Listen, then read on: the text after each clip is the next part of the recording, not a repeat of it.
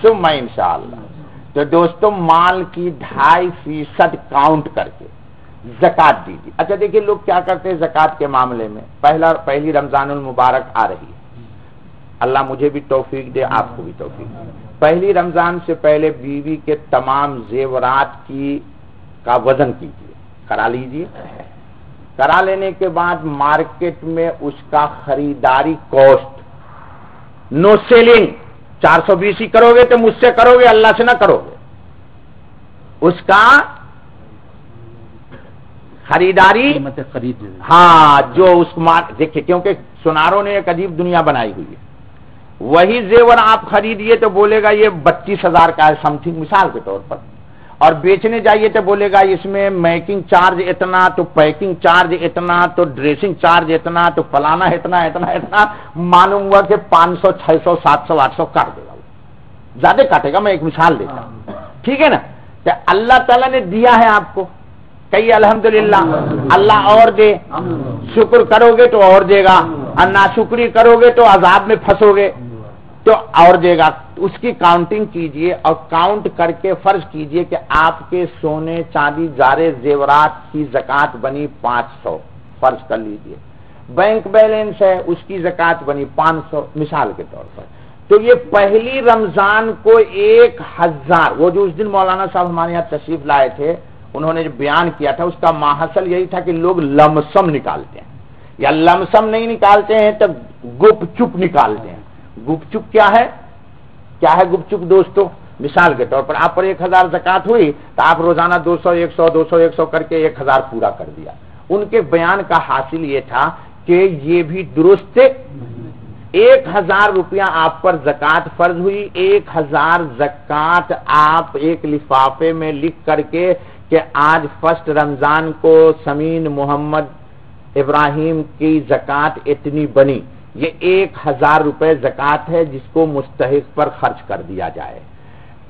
مال میں مخلوط سمجھ گئے نا، مکسنگ نہ رکھا جائے، اور لمسم بھی نہ نکالا جائے۔ لمسم کا مطلب یہ کہ مثال کے طور پر وہاں اتنا ہے، وہاں اتنا، وہاں اتنا، سمجھ ٹوٹو چلو 5000 زکات نکال دو، یہ بھی درست نہیں ہے، کیونکہ ایک پیسہ بھی اگر گڑبڑ سربر ہو گیا تو اللہ کے نزدیک انسان مجرم قرار پائے گا۔ اور زکات کا مقصد ہی ہے صفائی، تطہیر، اللہ تعالیٰ کا قرب حاصل ہو جانا۔ اللہ ہم کو آپ کو سب کو عطا فرمائے۔ تو جو بھی ہے، ہاں سال بھر میں جیسے بزنس مین لوگ، ایک بات سوچ لیجئے، فرسٹ رمضان 2008 تھا، یہ 9 ہے نا بابا، 2008 کو آپ کے پاس فرض کیجئے کہ 5 لاکھ روپے تھا، غور سے سن لو، 5 لاکھ روپے کی زکات پچھلے سال 2008 کے فرسٹ رمضان کو آپ نے نکالی، 20 سال میں آپ کے پاس 25 لاکھ ہو گیا، 25 لاکھ ہو گیا۔ اب پھر فرسٹ رمضان کو آپ کے پاس قرضہ ورزہ دے کے، چونکہ جو کاروباری لوگ ہیں ان کے ہاں منس پلس مائنس ہوتا ہے، یعنی کچھ لینا ہے اور کچھ دینا ہے، تو جتنا دینا ہے اتنا کو مائنس کر دو، اور جتنا لینا ہے اس کو پلس کر دو بابا، اور کر دینے کے بعد جو اماؤنٹ آپ کے اوپر بچتی ہے، مثلا 20 سال میں 25 لاکھ تھا، زکات دینے کے دن مثال کے طور پر آپ کے پاس کیش اماؤنٹ پلس مائنس کے بعد 4 لاکھ ہی بچا، تو اب شریعت یہ نہیں کہے گی کہ 20 سال میں 25 تھا تو تم کو 25 کی زکات دینی، آج کتنی کی زکات دینی؟ 4 لاکھ کی، ایک مثال۔ دوسری مثال کہ پچھلے سال 5 لاکھ تھا، سال میں آپ کے پاس 3 ہی لاکھ رہا، زکات دینے کے دن اب آپ کو پلس مائنس کر کے 10 لاکھ ہو گیا، تو اب زکات بھی 10 لاکھ کی دی جائے گی۔ کان کھول کے سنیے، لوگ ہم سے ٹیلی فون پر پوچھتے ہیں، کہتے ہیں مولوی صاحب اس کو تو حولان حول تو ہوا ہی نہیں، یہ ایک جملہ شریعت کا یاد کر لیا ہوا ہے، یعنی اس کو تو ابھی سال ہوا نہیں تو کیسے زکات ہے؟ تو شریعت نے ایک قانون بنایا ہے، اگر آپ کو حولان حول کا شوق ہے تو اپنا ایک اسپیشل اکاؤنٹ رکھیے جو پر ڈے آپ کی زکات نکالے۔ روزانہ زکات نکالنے پر ممکن ہے؟ نہیں ممکن ہے. تو شریعت نے حرج سے بچانے کے لیے اس قانون بنایا کہ بیچ میں جو کیفیت گزری اس کا کوئی اعتبار نہیں. اور یہ بھی نہ کر دینا 420 مجھ سے کرو گے تو کرو گے، رب سے نہ کرو گے قبر میں کیا کہو گے؟ قبر میں کیا کہو گے؟ بہت سارے لوگ کیا کرتے، شعبان آیا اور 25 شعبان کو سارا پیسہ بیوی کے اکاؤنٹ پر. ہاں بڑے بڑے 420 لوگ ہیں یار. اللہ تعالیٰ معاف کرے، مجھے بھی معاف کرے. اور پھر کہیں گے مولوی صاحب تو میں تو 11 ہی مہینے کا مالک رہا. تو سن لو، اللہ قادر ہے اس بات کے اوپر کہ بیوی کے اکاؤنٹ پر گیا جس بینک میں وہ بینک ہی لاس کر جائے. پھر نہ کہنا مجھے مولوی صاحب میں مر گیا، تو میں کہوں گا تم 2 دفعہ اور مرو. ہاں ایسے لوگ میرے پاس آتے ہیں جنہوں نے یہ بات مجھ سے خود کہی ہے کہ مولانا میں نے یہ فراد کیا تو اللہ تعالیٰ نے مجھے پکڑ لیا. مجھے کیوں پکڑا؟ بینک والے کو ہی پکڑ لیا. وہ سارے لوگوں کا میری نحوست سے غرق ہو گیا. ہاں ایسے لوگ مجھے ملے بابا، نہیں سمجھ میں آیا. 2-4 نے فراد کیا اور وہاں ہزاروں لوگوں کا بینک میں اکاؤنٹ تھا، سب کا مال غرق ہو گیا. بڑے باس نے اعلان کر دیا یہ بینک فیلور ہو گیا. ایسا ہوتا نہیں ہوتا ہے؟ تو یہ کہیں کرو گے. اور سنو، تم بڑے ہوشیار ہو تو ہم اس سے بھی بڑے ہوشیار. تم کہو گے مولوی صاحب بینک سے نکال کے گھر میں رکھ لیا تھا تو بینک کیسے ہو جائے گا گڑبڑ؟ میں ایسے لوگوں کو بھی جانتا ہوں، گھر میں رکھا اور پھر کیا ہو گیا؟ چوری کیوں ہوگی؟ کسی ذریعے سے پتہ چل گیا، پولیس نے چھاپا مارا اور سب لے کے چلے گئے. اصل بھی لے گئے اور ڈپلیکیٹ بھی لے گئے. چلو تم کہو گے مولوی صاحب میں تو دبئی میں ہوں. جی میں دبئی میں ہوں.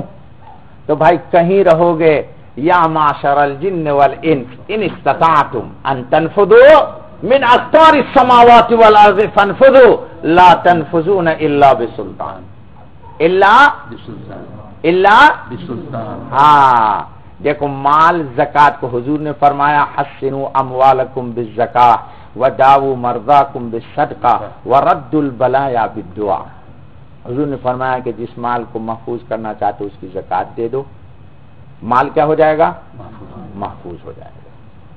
اور داووا مرضاکم بالصدقہ، کوئی گھر میں بیمار آزاری ہو جائے تو تھوڑا بہت صدقہ کر دو اللہ کے لیے. اور بلا کوئی آ جائے تو اس کو دعا کے ذریعے ڈالو.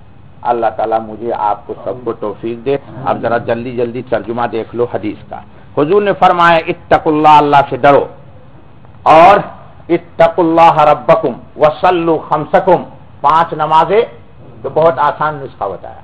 اللہ سے ڈرو، 5 نماز پڑھو. وصوموا شہرکم، رمضان کا روزہ رکھو. وادوا زکات اموالکم، اپنے مال کی زکات دے دو. واطیعوا ذا امرکم، اور اپنے حاکم کی بات مانو. تدخلوا الجنت ربکم، اپنے رب کی جنت میں جی کودتے پھانتے چلے جاؤ. چلیے آگے. اللہ تعالیٰ نے بڑی پیاری ایک جگہ بات کہی ہے، وَرَحْمَتِي وَسِعَتْ كُلَّ شَيْءٍ، میری رحمت ہر چیز کو ڈھانپے ہوئی ہے. فَسَأَكْتُبُهَا لِلَّذِينَ يَتَّقُونَ، میں نے یہ ان لوگوں کے لیے لکھ دی ہے. اللہ اکبر، یا اللہ لکھ دیجیے. کیا کرتے ہیں؟